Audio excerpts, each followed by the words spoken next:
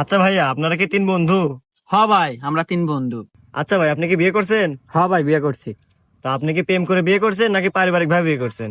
ভাইয়া, আমি ফ্যামিলিকে খুব ভালোবাসি, তো তাই আমি প্রেম টেমও পছন্দ করি না, তাই পারিবারিক ভাবে বিয়ে করছি। তো আপনি কি পারিবারিক ভাবে বিয়ে করে সুখে আছেন?